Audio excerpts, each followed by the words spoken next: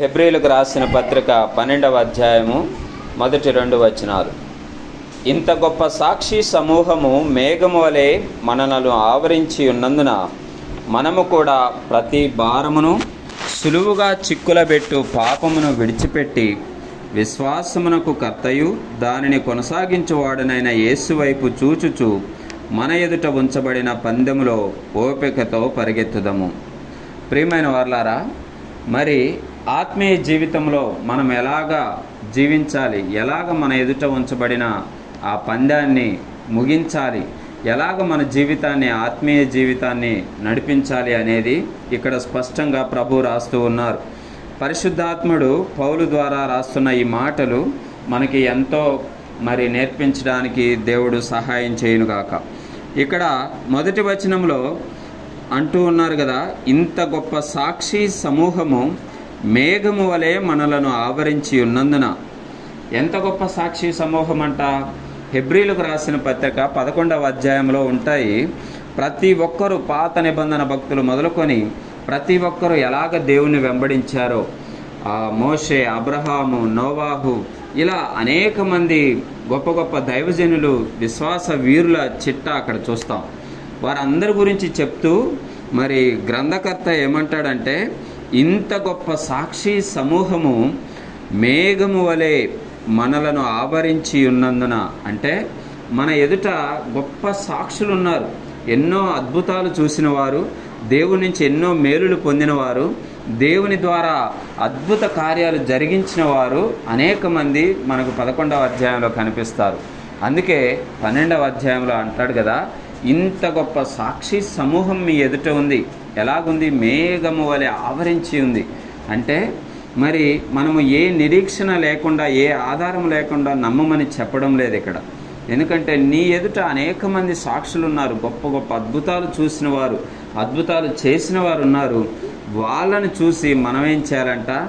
మనము కూడా, అంటే వారితో పాటు ఎంత మాత్రము తీసిపోకుండా గొప్ప గొప్ప ఒక అబ్రహాము వలె, మోషే వలె, నోవాహు వలె, ఒక పౌలు వలె, అనేకమైన గొప్ప దైవజనుల వలె మనము కూడా, అంటే వారితో సమానముగా మనము కూడా ఉండే అధికారము, అవకాశం మనకున్నాయి.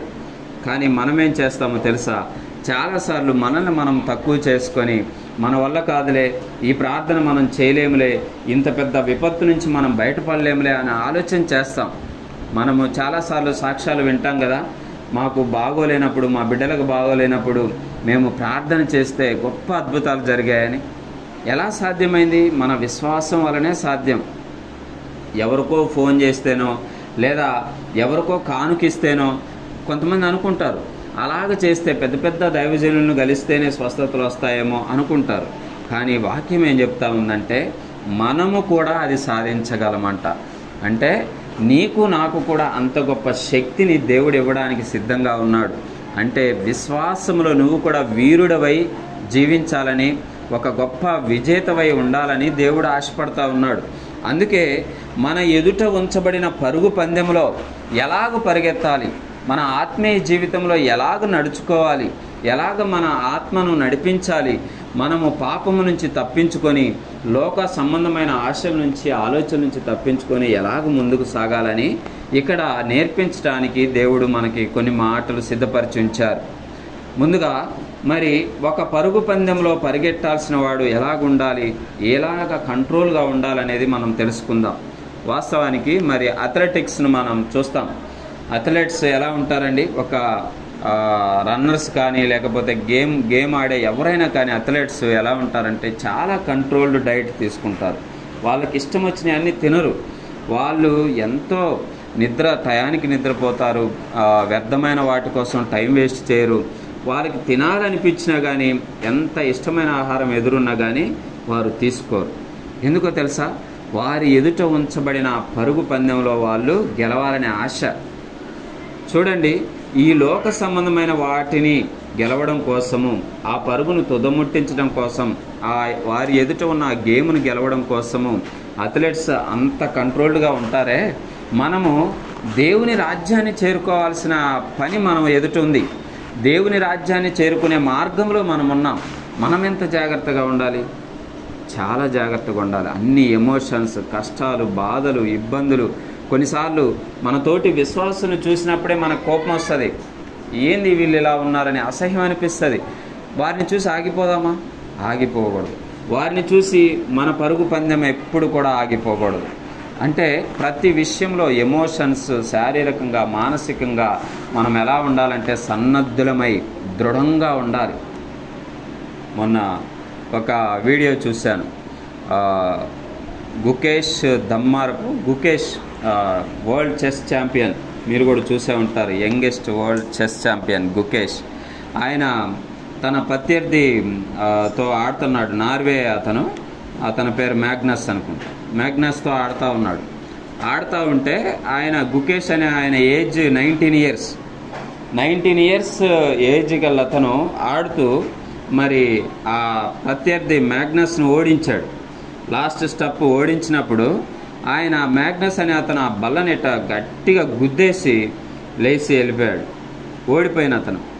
కానీ గెలిచిన ఈ గుకేష్ ఎంత కంట్రోల్డ్గా ఉన్నాడంటే నెమ్మదిగా లేచి ఆయన ఎమోషన్స్ను కూడా దాచుకొని మరి చాలా కంట్రోల్డ్గా అక్కడ కనిపించాడు.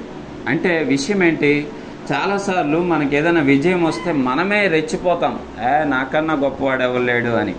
కానీ గెలిచినప్పుడు కూడా మనం ఎలాగుండాలంట? తగ్గించుకొని మన ఎమోషన్స్ను కంట్రోల్ చేసుకొని ఉండాలి. ఈ విషయం ఎందుకు చెప్తున్నానంటే మనము పరుగు పందెంలో ఉన్నామనే విషయం వచ్చింది కాబట్టి ఈ లోక సంబంధమైన వారు ఆడే ఆటల్లో కానీ, పరుగు పందాల్లో కానీ, గేమ్స్లో కానీ అంత కంట్రోల్డ్గా ఉండటానికి ఎంత ట్రైన్ అవుతున్నారు. వారు కఠోర శ్రమ చేస్తారండి. ఊరికినే వాళ్ళకి వరల్డ్ ఛాంపియన్షిప్ రావు. ఎంతో కఠోరమైన శ్రమ, ఎన్నో ఎమోషన్స్ అన్నీ దాచుకొని కంట్రోల్ చేసుకొని వాళ్ళ మైండ్ని ట్యూన్ చేసుకుంటారు. అలాంటిది ప్రభు యొక్క రాజ్యాన్ని చేరుకునే పనిలో ఉన్నాం మనం. ప్రభు యొక్క ఆయన ఇయ్యబోయే కిరీటాలను అందుకునే పనిలో మనం ఉన్నాం. మనం ఎంత కంట్రోల్గా ఉండాలి? దారిని పోయే అందరినీ చూసి, తోటి విశ్వాసులు, అల్ప విశ్వాసులను చూసి మనం ఆగిపోవాలా? ఆగిపోతే మనం పరుగు కడముట్టించలేం. కాబట్టి ప్రియులారా, మనము ఎలాగ నడుచుకుంటే దేవుని రాజ్యాన్ని చేరగలమనేది 2వ వచనంలో స్పష్టంగా రాస్తూ ఉన్నాడు. హెబ్రీయులకు రాసిన పత్రికలో 12వ అధ్యాయం 2వ వచనం చూస్తాను చూడండి. మనము కూడా ప్రతి భారమును సులువుగా చిక్కులబెట్టు పాపమును విడిచిపెట్టి ఏం చేయాలంటే అండి 2 విషయాలు మనం చేయాలి.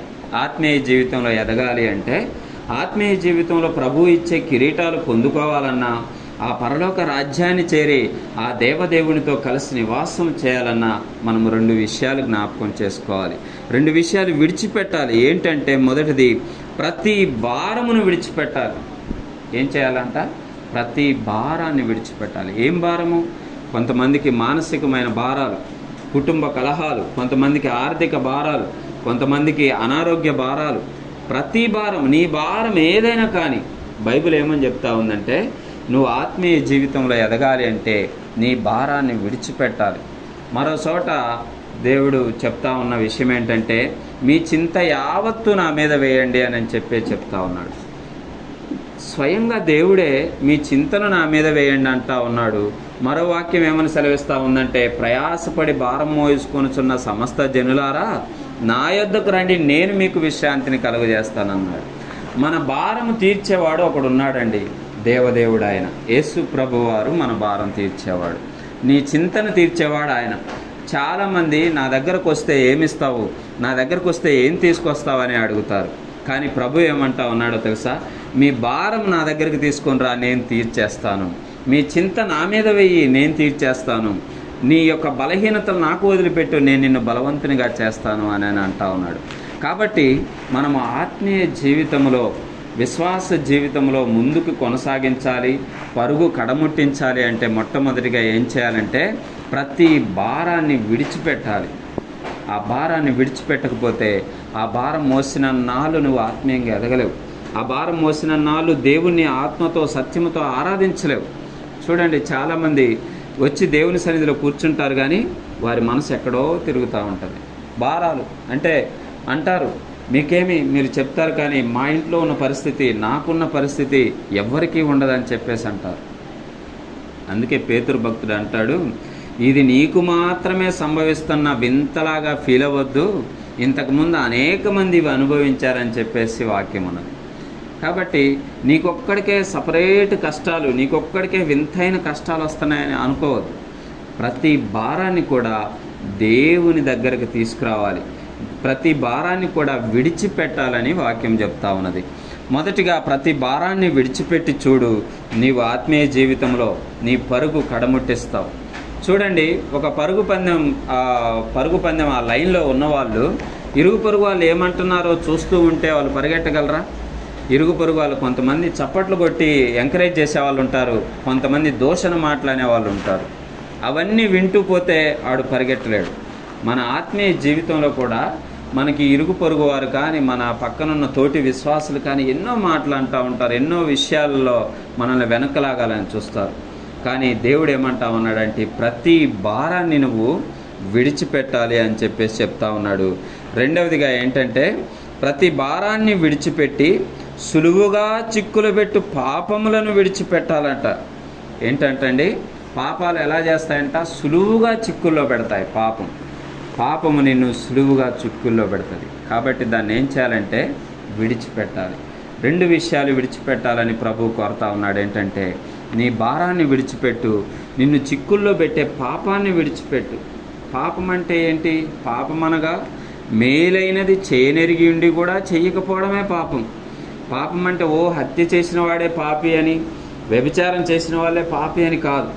అసలు వాస్తవానికి చెప్పాలంటే యేసుప్రభు ఏమంటున్నారంటే పొరుగు స్త్రీని ఆ మోహపు చూపుతో చూసిన వాడు ఆల్రెడీ వ్యభిచారం చేసినట్టేనంట మనసులో. అంటే మనం చూసే చూపులను కూడా మనం జాగ్రత్తగా చూడాలని వాక్యం చెప్తా ఉంది. ఏమంటా ఉన్నాడు అక్కడ? సులువుగా చిక్కులు పెట్టు పాపం. ఏముందిలే, ఒక చిన్న సినిమా కదా, చిన్న వీడియో కదా, చూద్దాం అనుకోవద్దు. ఆ చిన్న వీడియోనే నిన్ను ఎక్కడికో తీసుకెళ్తుంది, ఎంత పాపంలోకో నడిపిస్తుంది. సెల్ ఫోన్ చూస్తూ ఉంటాం, ఆ చిన్న వీడియో కదా, మనము దేవుని వాక్యం చూద్దామని తీసుకోవడం మధ్యలో యాడ్స్ వచ్చినప్పుడు, లేకపోతే కింద ఏదో అట్రాక్టివ్ థంబ్నెయిల్స్ ఉన్నప్పుడు ఏదో చూస్తాం, మనం దాన్ని పట్టుకొని అలాగా వెళ్ళిపోయి ఎక్కడికో పాపంలోకి వెళ్ళిపోతాం. 1 గంట తర్వాత తేలుకుంటాం, అబ్బా నేను వాక్యం విందామని సెల్ తీశాను కదా, కానీ ఏదేదో వీడియోలు చూశానని చెప్పేసి తేలుకుంటాం. కాబట్టి సులువుగా చిక్కులు పెట్టే ఏమున్నాయనేది మనం జ్ఞాపకం చేసుకోవాలి. అది సెల్ ఫోన్ కావచ్చు, ఇరుగు పొరుగు వారితో ముసలమ్మ ముచ్చట్లు కావచ్చు, వ్యర్థమైన సంభాషణలు కావచ్చు, లేదా నిన్ను వ్యర్థంగా నడిపించే ఏదైనా కావచ్చు. కానీ ఆ సులువుగా చిక్కులు పెట్టే పాపాన్ని విడిచిపెట్టాలని దేవుడు కోరుతా ఉన్నాడు. ఈ రెండింటిని ఎప్పుడైతే విడిచిపెడతామో, మొదటిది ప్రతి భారాన్ని విడిచిపెట్టాలి, రెండవది సులువుగా చిక్కులు పెట్టు పాపాన్ని విడిచిపెట్టాలి.